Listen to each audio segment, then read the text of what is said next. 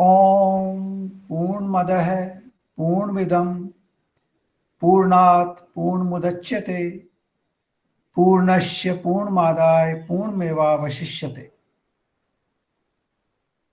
So welcome to our Saturday morning session. Yesterday was Vijayadashmi, so we all celebrated the victory of good over evil.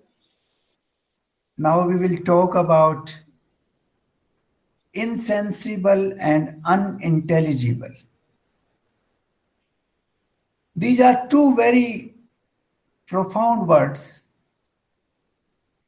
which explain a lot in terms of our existence.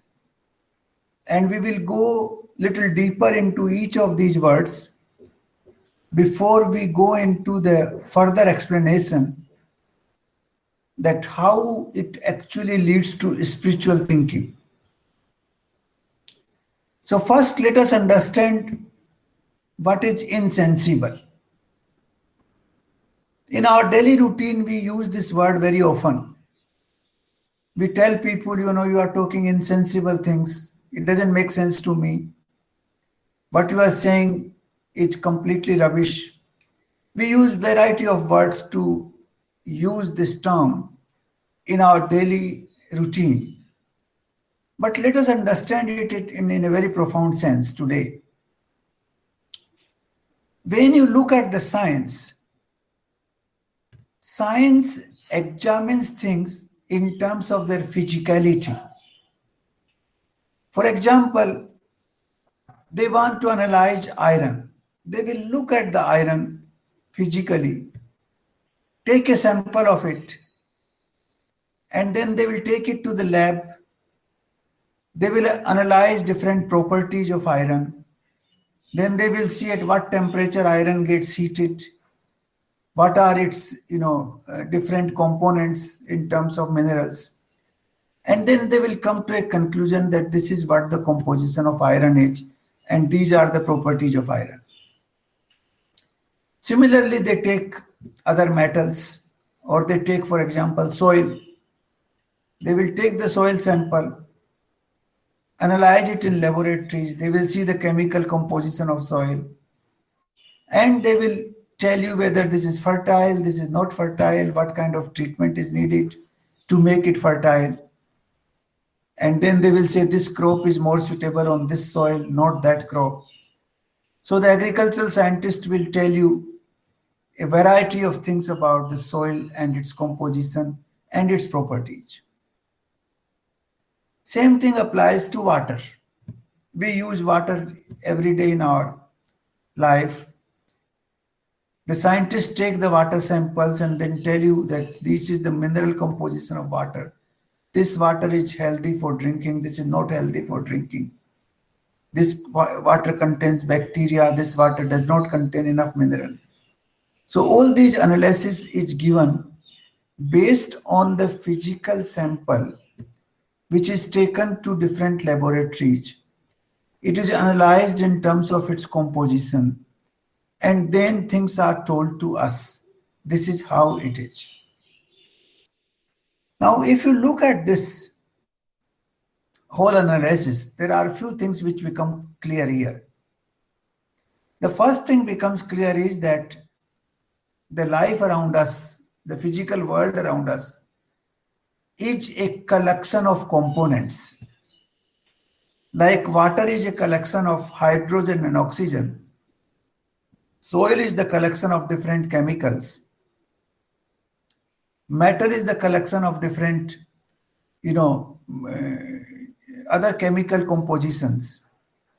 Similarly, the universe is the collection of, say, you can say space and stars and, solar systems and Earth and planets and satellites and then, various life forms, water, all these things come into play.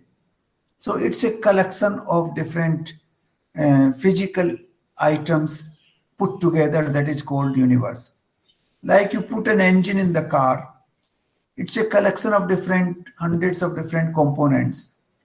You add this component here, this there, and this there. And finally, you come out with an engine which actually works, which propels your motor, which takes your car further up. So science tells you that this universe is a collection of things which propels as the engine does. The engine components in itself, they are not propelling anything. They are not capable of carrying your car further. But when they are put together in a particular format, it starts working as an engine and it acquires that, power to carry your vehicle further. So this is finally is the analysis of the science. Now, if we look at this analysis, you will realize ये बाद में करने लगी उधर. You will realize that everything which science analyzes is based on sense perception. Who does the analysis ultimately? Ultimately, the analysis is done by the human being behind all that. If you analyze the soil in a laboratory, the analysis is done by the human being sitting behind that laboratory. If you look at the stars and planets and measure them and count them and look at the location, who does that? Ultimately, it is the human being who does all that. And what is that human being? The human senses actually work for that. The senses enable you to see, to hear, to touch, to speak. All that interaction is done by human senses. Human senses are grasping that matter which the science is analyzing in laboratories. So ultimately, the final output of the science depends on the power of the senses we have. We can enhance that power. For example, if you have a what you call telescope, now that will enable you to enhance the power of your eyes. If you have an audio equipment, that will enhance the power of your ear. It is not something new, it is just an extension of your ears. Loudspeaker is what? Simply an extension of your speech. Your power of speech is enhanced by different, many volumes. But if there's no speech, the loudspeaker has no meaning. If there are no eyes, your telescope has no meaning at all. It only enhances the power of your eyes. So all the equipment in the laboratory which is used by the scientist is basically to provide an additional extension to your sense organs. There's no other equipment in the universe except those which are providing extension to your sense organs. Even a flying object like aircraft is providing you an extension to fly. So ultimately, all these equipment, laboratory tests, empirical evidence, whatever you take in science, is fundamentally dependent on the senses we have. The five senses of perception, the five senses of action, they are the foundation of entire science. Science is basically dependent on these senses which are part of our human body. So we have to understand what is science. Science is actually finally comes down to your senses. There's no science without senses. You would agree with me. If we don't have any senses, no scientific analysis is possible. All the equipment, all the analysis is based on or analyzed by the sense perception. So things which are sensible, the things which are physical, things which can be analyzed, things which can be seen, things which can be heard, things which we can touch, they are called sensible. Sensible existence. Sensible existence is the one which can be perceived by our sense organs. To say in Hindi, जो अपने इंद्रियों से जिन चीजों को आप ग्रहण कर सकते हैं, जो इंद्रियों से ग्रहण की जा सकती हैं, those things are called sensible things. लेकिन जो चीजें हमारी इंद्रियों से ग्रहण नहीं की जा सकती हैं, उनका क्या होगा? That is the big question. और फिर इंद्रियों से आप कितना ग्रहण कर सकते हैं, इसकी बहुत लिमिटेशंस है.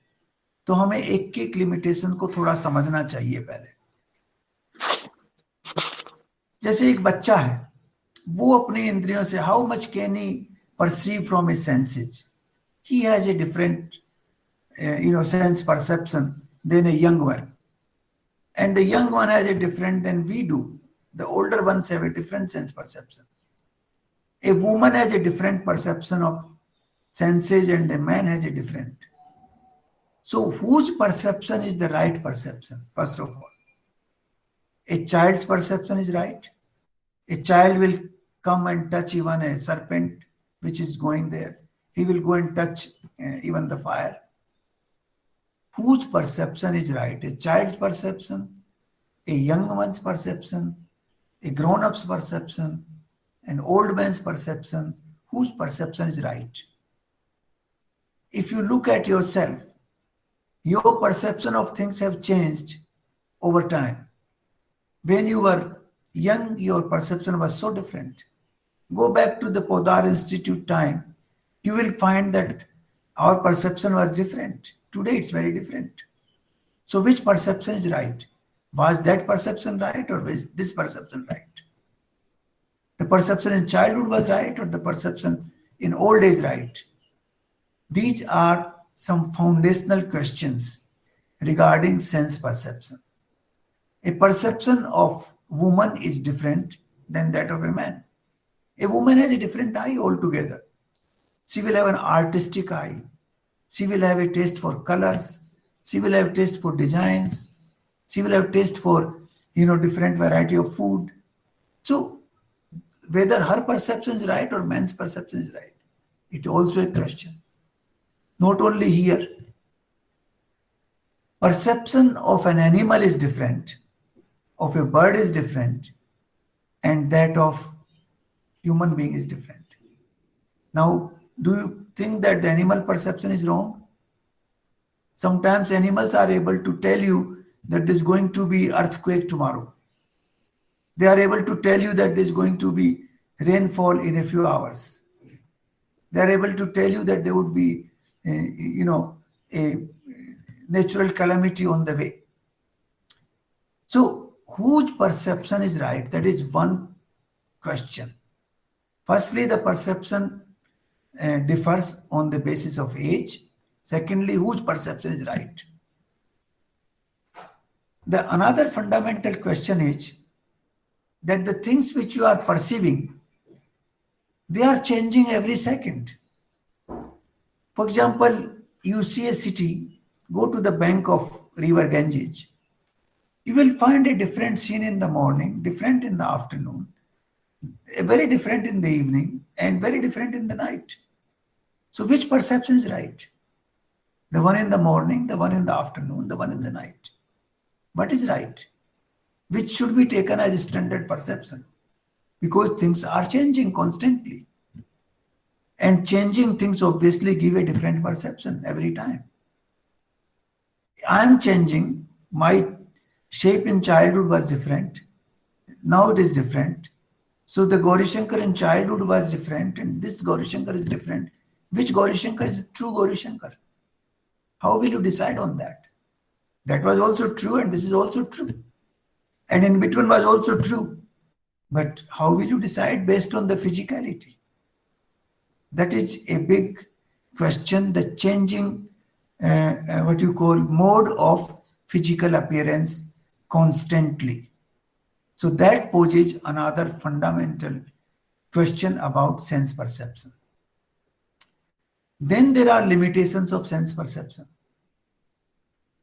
For example, if you look at a mountain, if you go on the mountain and trek, the mountain looks so different, absolutely different.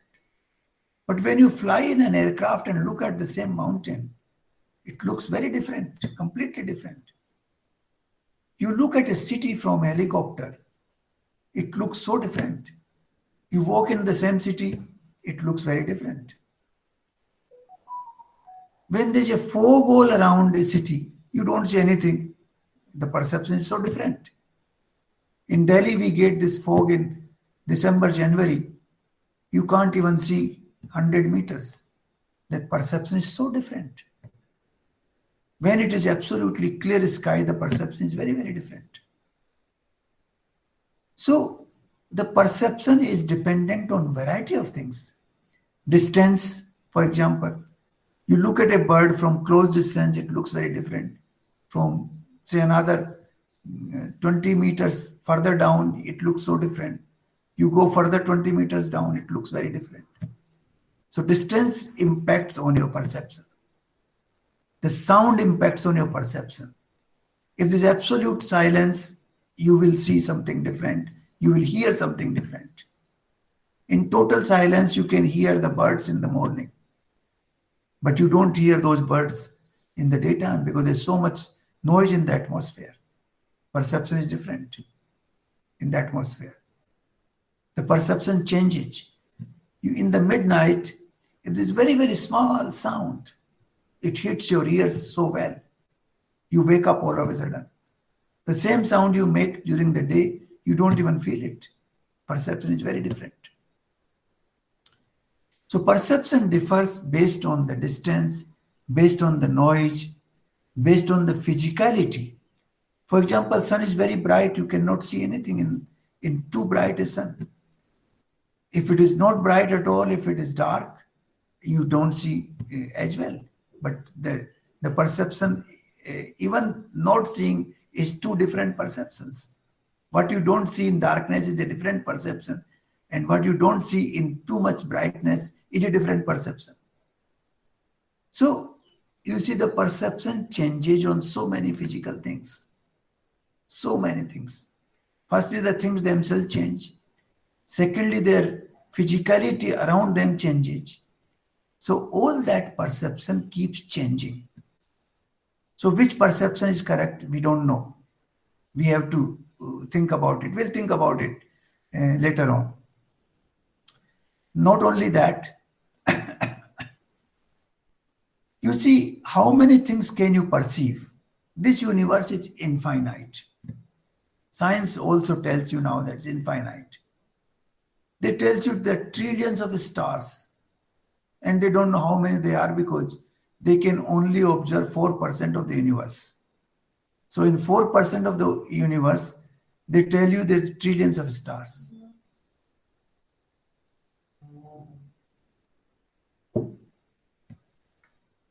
If they are able to observe a larger portion of the universe, they might find, I don't know, the number which is beyond our counting capacity.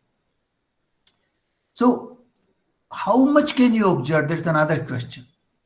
What all can you observe? How many planets and stars can you observe? Your lifetime is, say, 100 years maximum. Out of 100 years, how much can you observe and what all can you observe? Even if you have 1 million years of life, even then, how much can you observe? Out of this infinite expansion, physical expansion around us of the universe, how much can we observe? So there are now fundamental questions which arise. Firstly, everything physical that is analyzed by science or anybody else is possible only through sense perception. It ultimately comes down to the sense perception of humans. That is one part. Whatever equipment in science you use, it is merely an extension of your sense perceptions. The sense perception keep changing. It keep changing with your age. Every single year makes you look at things differently. So it keeps changing. It changes on the sexual orientation of the person, male and female. It changes between animals and humans. It changes between birds and animals. Then it has limitations. Sense perception has limitations of what you call distance, of noise, of light, which is how much light you have. So there are variety of factors. Fog, for example, or clouds, for example. There are variety of factors which impact your sense perception. So the first question that arises is how accurate is our sense perception? How accurate? Now, after analyzing these factors, you can feel that our sense perception is not accurate at all. It keeps changing constantly. It's undergoing constant change, and we don't know what is right and which perception is right. That is one first question that arises when we talk about insensible. Then, of course, we cannot analyze the infinite world, which is such a vast expanse, which is not possible in millions of lifetimes. Forget about one lifetime. So this is one aspect of sense, sensible. Then let's go a little beyond that now. There are things which become insensible and which are insensible, which you cannot even sense at all. And there's one factor in life that everything, when it becomes more and more powerful, it tends to become slowly and slowly smaller and smaller. It becomes suksham and suksham and suksham. As the power of the thing grows, it becomes smaller and smaller. As the scientists tell you that you break an atom and it gives you tremendous amount of energy. You break a matter, it will not give you that much energy. But if you break an atom, it gives you tremendous amount of energy. And that is what atomic principle is all about. But not only that, let's take a few practical examples of our life. We all know that food is very important part of life. We cannot manage, we cannot live without food. If no food is available after some time, our existence becomes very difficult or it becomes impossible. But food is sensible, you can touch it, you can see it, it's sensible, it's gross. But what about water? Water is even more important than food. You can live without food for 50 days, 60 days.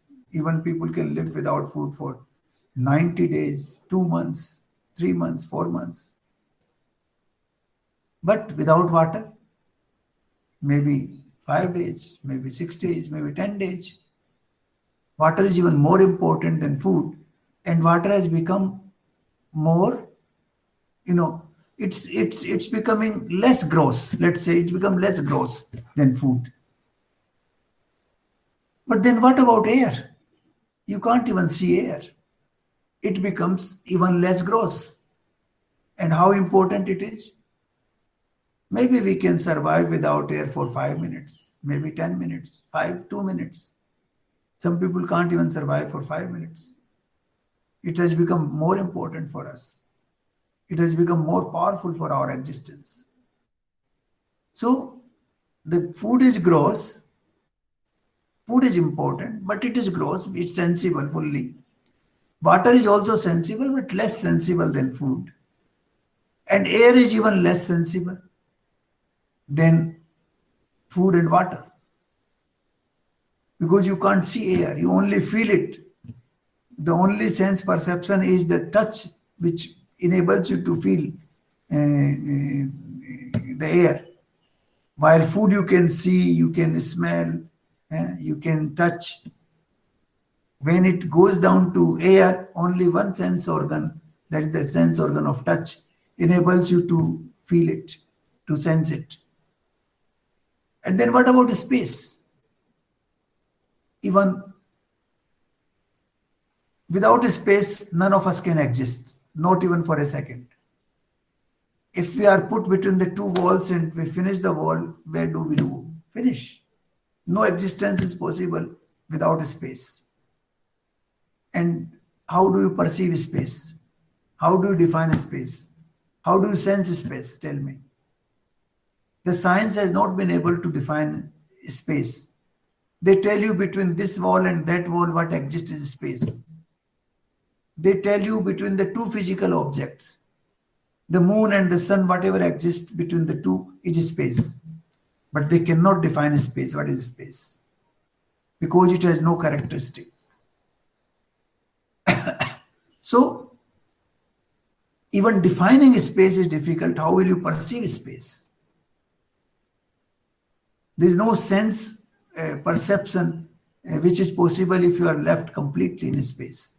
If there is no physical object around you, you cannot perceive space.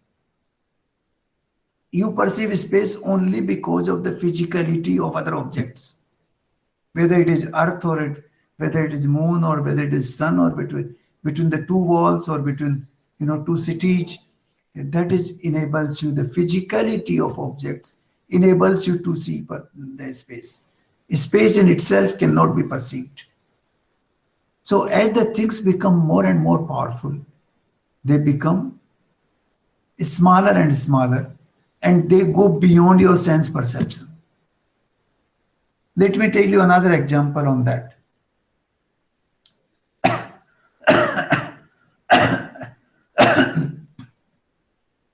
Let's take another example in the body itself.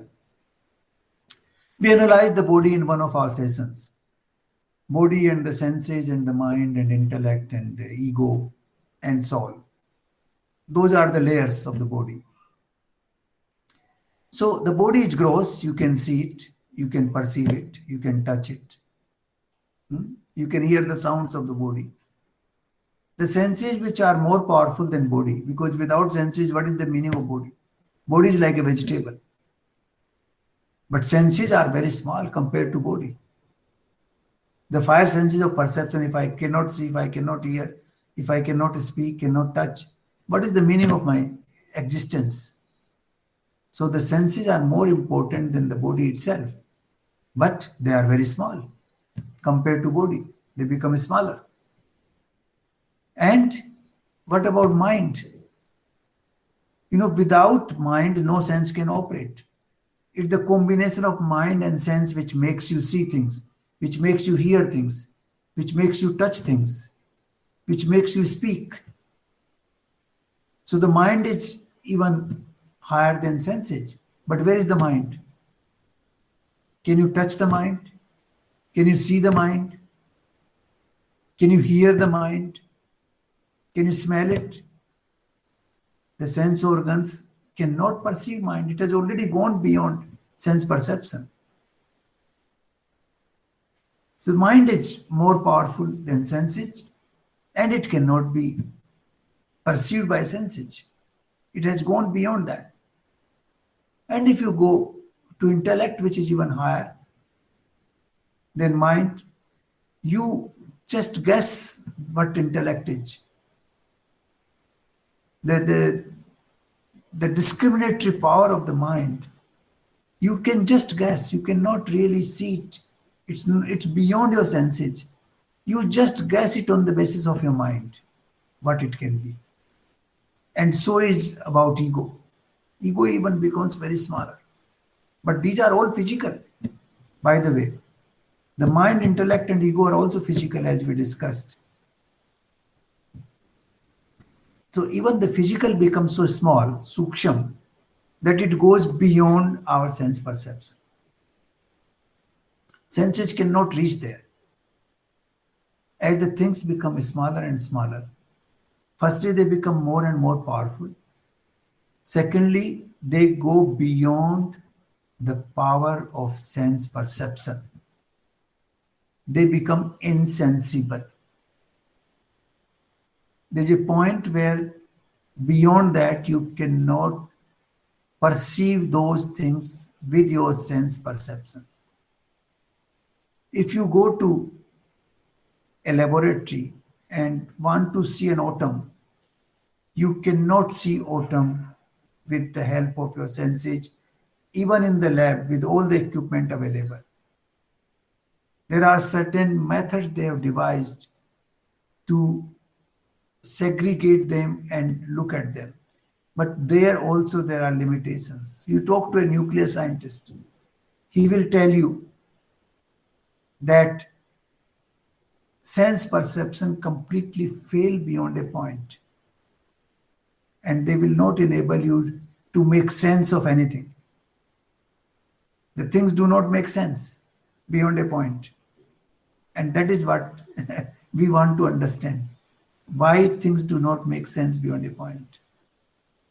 Senses have their limitations, variety of limitations, as we discussed. So in Vedic parlance, we have two variety of knowledge. One is called Vidya in Upanishad. One is called Vidya, another is called Avidya. Whatever you know about the physical world, about the physicality and their properties, that is called Avidya. It's not called Vidya. It's called Avidya. It's not knowledge. They are saying it's not knowledge. It's, some sort of knowledge you can call it, but not knowledge. It's called Avidya. And what is Vidya? Vidya is the knowledge of the things which are insensible, which are called Avyakt in Sanskrit, which are not possible to be perceived by senses. They are insensible. Sense organs cannot reach there. Their physicality, as long as they are physical, they can be perceived. As they become smaller and smaller and smaller, they go beyond the perception of senses. So we have to understand this world through the sense perception, isn't it? We don't have any other instrument at our disposal. So we have to understand this world with all these limitations. We must understand that. So many limitations. The world is changing. The sense organs themselves are changing. A child's sense organ is different than that of an elder one. The sense organs themselves are changing. So the scale is changing and the measurement is changing. Everything is changing. The measuring scale, the foot or ruler which you are using, that is also changing, and the depth of the river is also changing. So how do you measure the depth? That is the fundamental question. That is why the deeper science, the research of India, which have gone into the depth of this world, they have come to the conclusion that whatever world you see and understand with your sense perception is only avidya. It's not vidya. Vidya is something different. We are only talking about insensible today. We will talk about unintelligible on the next session. So unintelligible even goes beyond that. So we'll talk about that, because sense is the lower part of the body. Intelligence is the higher. As we discussed, after the senses comes mind, and after mind comes intelligence or intellect. So we'll talk about that later on. But today I wanted that we understand the limitations of what we see, what we perceive, what we sense. Does the sense which you make of things really make a sense? Now you will start questioning that. The sense that I'm making, does it make any sense? Then you will feel that this is true, it doesn't make much sense. The sense which you are making is changing every day, every second actually. In childhood, you made a different sense of things. After one day, you made another sense, another sense. Keep changing every single day because your senses are changing. On the other hand, the world is also changing. The earth is not the same as it was 10,000 years back, or it was even yesterday. So the sun is also not the same. The clouds are not the same. The trees are not the same. The animals are not the same. Everything is changing. So you are measuring a changing world with the changing sense organs, which have so many other limitations. Limitations of distance, limitations of light, limitations of sound, limitations of natural forces like fog and night and things like that. Then how many things can you measure? How many things can you make sense of? The universe is infinite. Can you really reach even in a billion year?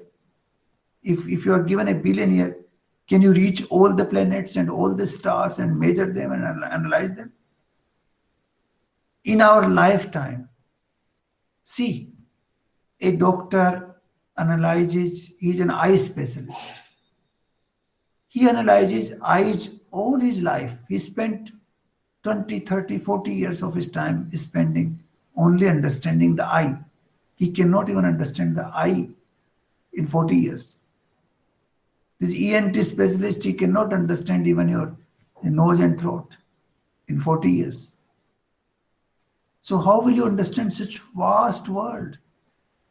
You look at these different birds. I was watching some bird the other day. It's so different.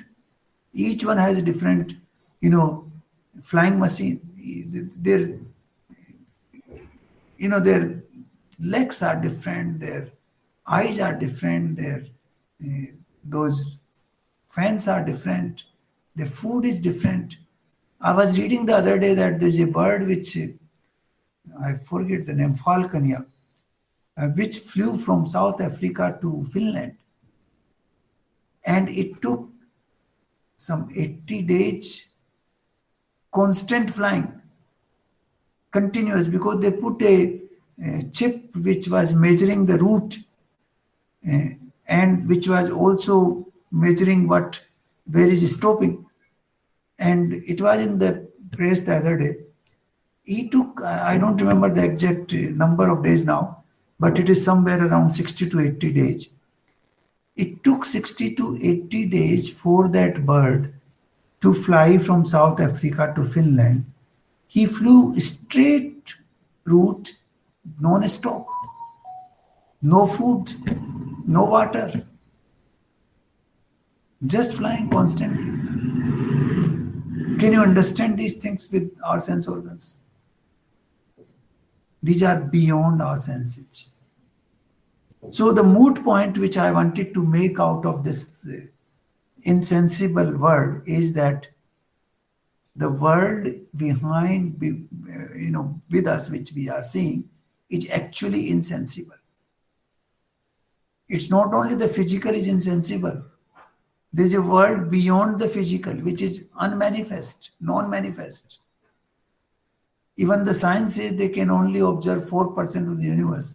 So even according to them, 96% is unobservable. It's unmanifest, non-manifest. So the non-manifest world is so vast, first of all, which is beyond our sense perception, which we cannot even think about it. But what is within the parameters of our senses is also not sensible, is also beyond our sense organs. The sense which you are making of this world doesn't make sense to us after looking at all these, parameters and fragments.